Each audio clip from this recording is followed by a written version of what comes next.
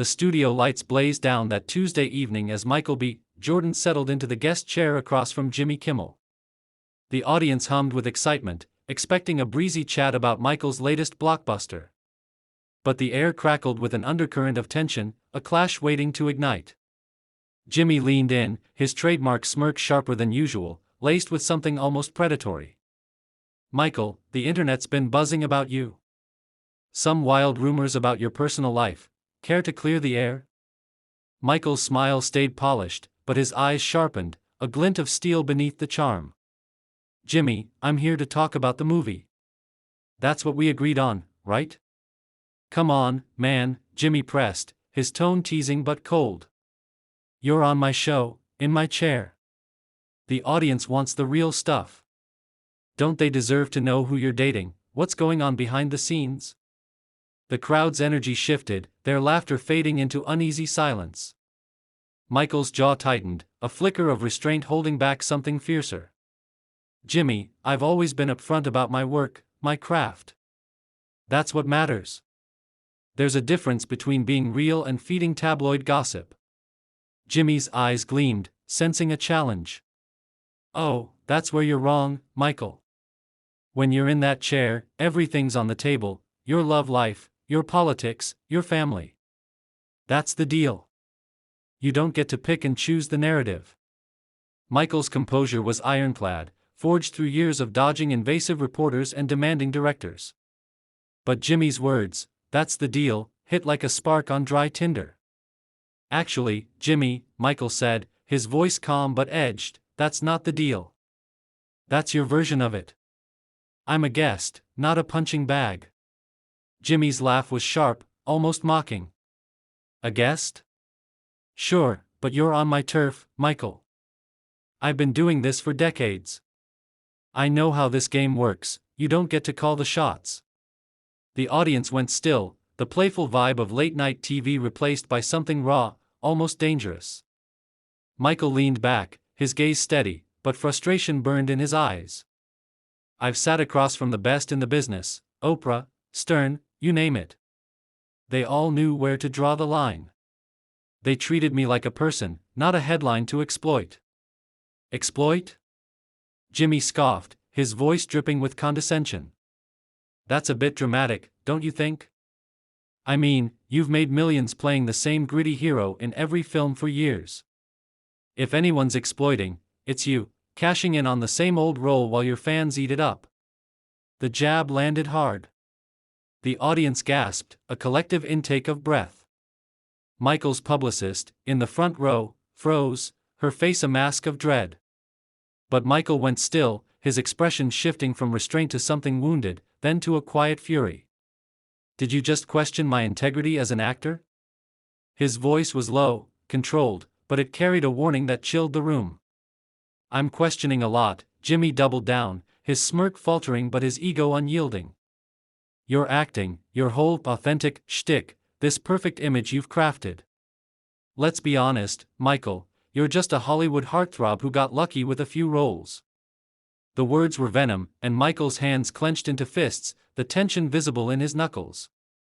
The cameras tightened their focus, catching every micro-expression. "Jimmy," Michael said, his voice ablade, "you need to be very careful. You're not just disrespecting me. You're disrespecting every artist who's bled for their craft, every person who's fought to rise above." Jimmy waved a hand, dismissive. "Save the speech, Michael. You think a few awards make you untouchable? This is late-night TV. If you can't handle tough questions, maybe stick to your safe, scripted blockbusters." That was the breaking point. Michael's professionalism, his polished veneer, cracked like glass under pressure. He leaned forward, his voice a deadly whisper. "Jimmy, I didn't get lucky.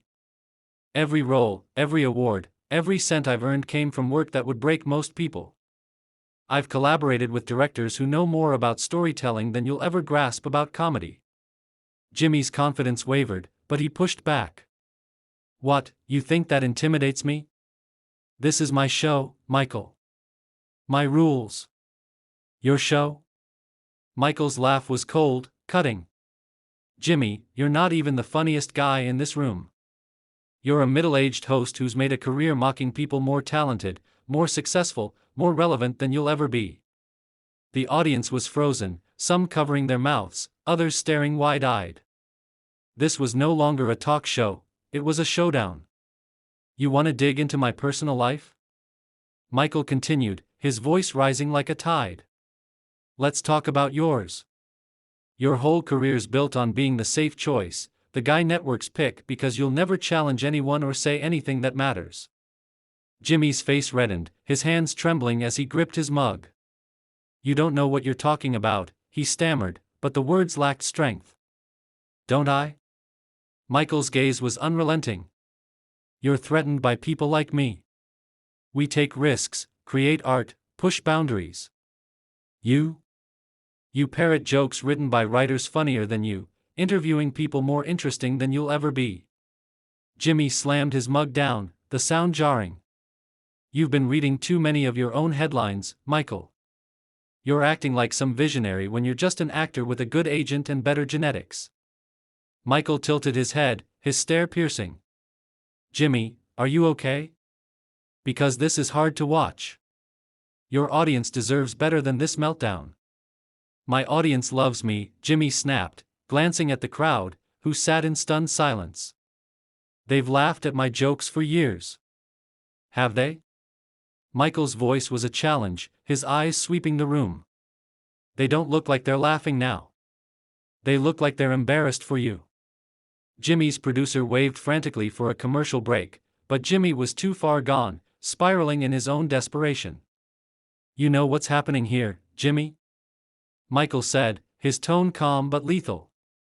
You're mad because people like me exist, people who create, who inspire, who matter.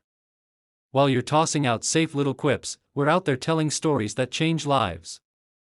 Jimmy's laugh was bitter, his composure shattered. Change lives? You make movies, Michael. You play pretend for a living. Don't act like you're curing cancer.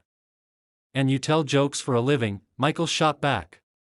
At least my work moves people, makes them feel something real. Your show? It's background noise for people falling asleep. The audience murmured, some nodding, their allegiance shifting. Jimmy's desperation grew wilder. You think you're above everyone, don't you? He shouted, his voice cracking. You waltz into Hollywood like you're king, expecting everyone to worship Michael B. Jordan. I never said I was above anyone, Michael said, his voice steady but firm. But I'm above this. I'm above sitting here while you try to tear me down to feel big.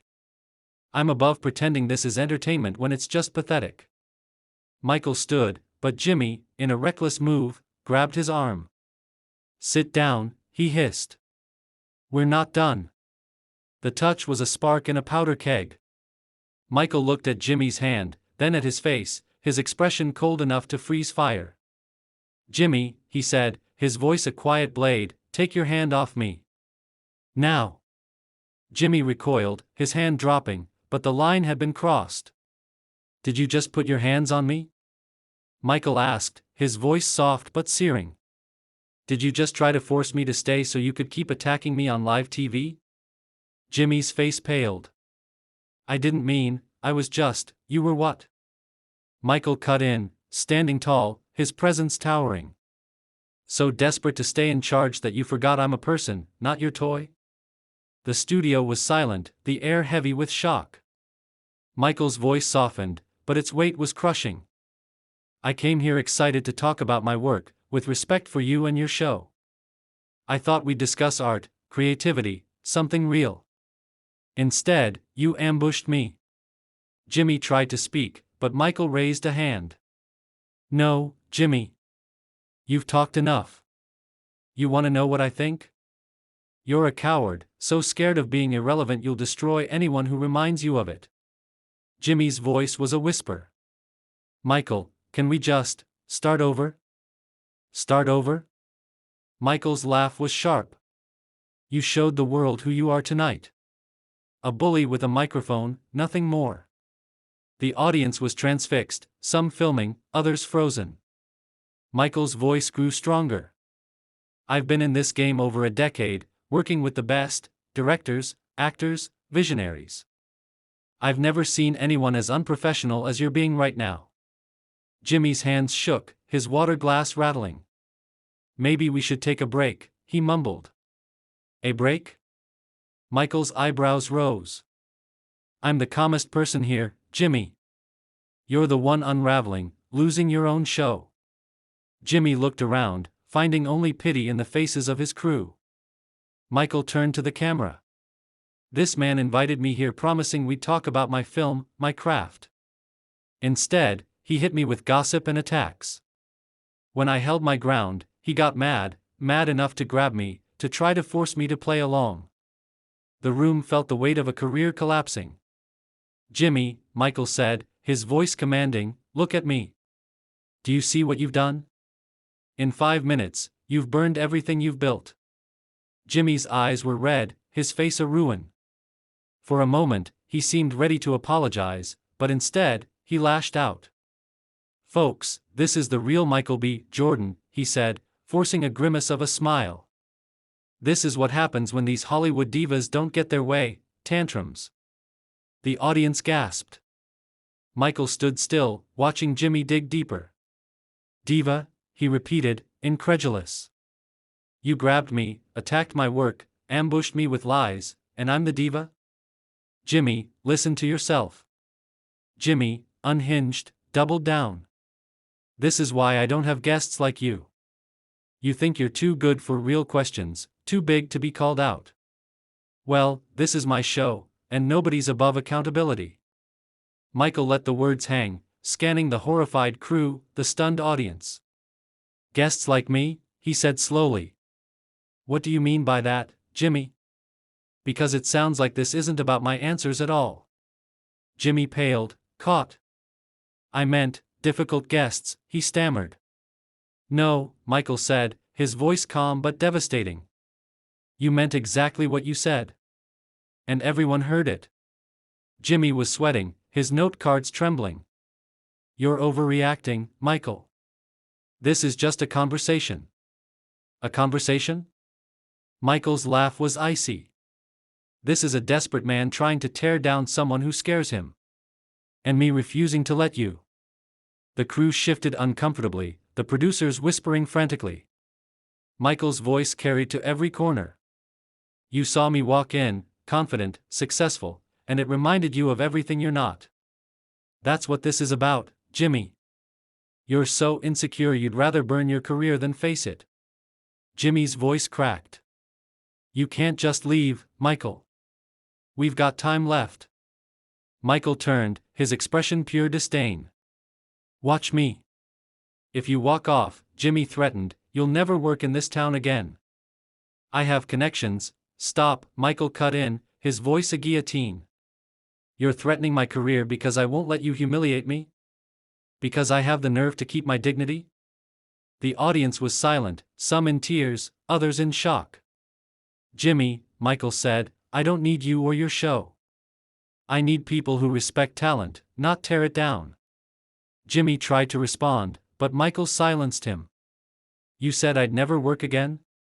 This town thrives on creativity, connection, talent, things you just proved you lack. If anyone's done tonight, it's you. Michael stepped closer, his voice a whisper that roared. When people remember this night, they'll see a man who stood tall with grace, and a man who showed himself to be petty and cruel. Guess which one you are? Jimmy was speechless, a broken man.